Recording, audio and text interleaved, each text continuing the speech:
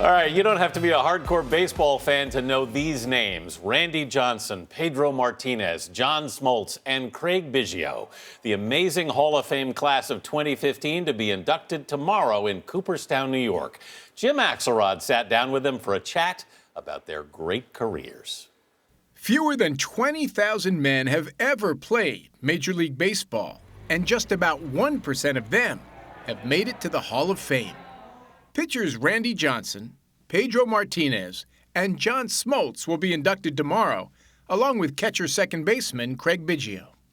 I never thought I was going to be a Hall of Famer. I don't think any of us thought that. You know, maybe you might think, okay, one day when you're little, you're going to be in the major leagues. It never creeped in my mind for a moment that I was going to be in the Hall of Fame. I don't know who thinks that kind of, who has those kind of thoughts. Craig, what kind of sense do you make of this notion that your reality actually exceeds your dreams? That's a good question. It goes back to the old adage of your dream big, you never know really what's going to happen. Were there guys that you saw along the way who were even more talented than you all, who didn't get to the places where you are now? On a daily basis, especially for a guy like me. At 5'11", 170 pounds, Pedro Martinez always had doubters when he was a kid trying to make it in pro ball.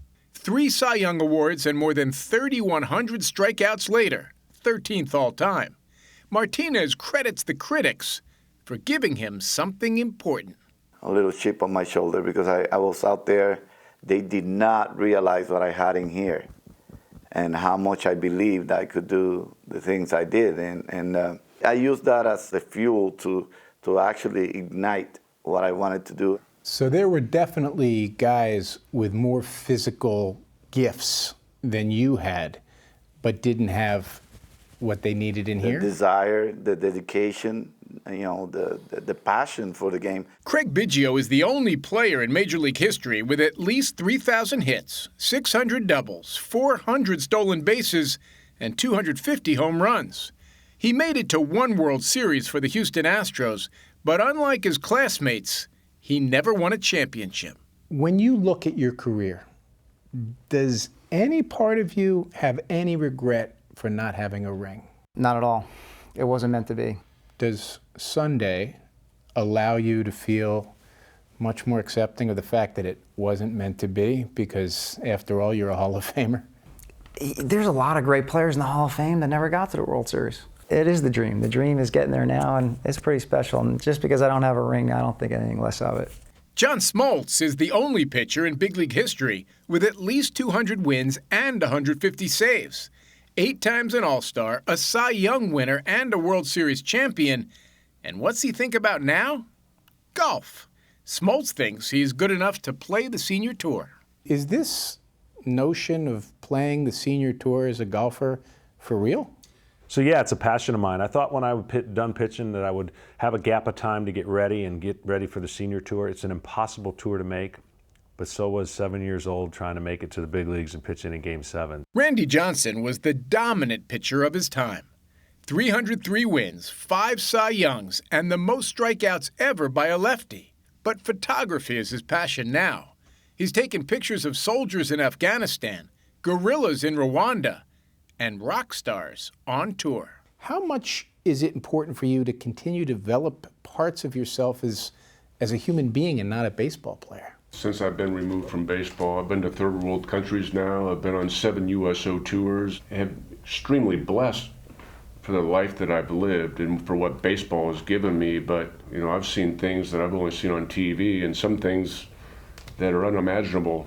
Is there anything about photography that overlaps with pitching for you? Oh, sure. You got your tunnel vision. I mean, as a pitcher, we're, you know, getting the sign and being extremely focused on our target. Well, as a photographer, on the other side of the lens, whatever I'm shooting, it could be, you know, something charging after us. It could be, you know, a friend that's a professional musician that I'm on the road with. It could be an NHRA drag race, a funny car coming down at me.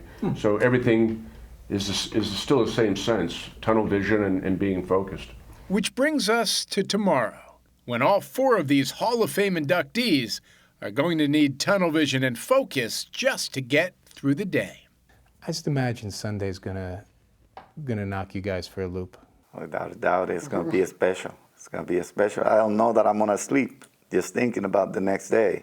I know there's no crying in baseball.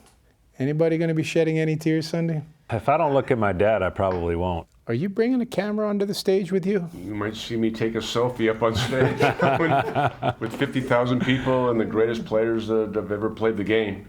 That could happen, so stay tuned. The Hall of Fame induction ceremony will air tomorrow at 1:30 p.m. Eastern exclusively on MLB Network, where Pedro Martinez and John Smoltz serve as analysts. What a great class that is. Absolutely. It's interesting to hear how nervous they're going to be, too. You'd think they'd seen it all. Yeah, but this is a big day. Yeah. A big day.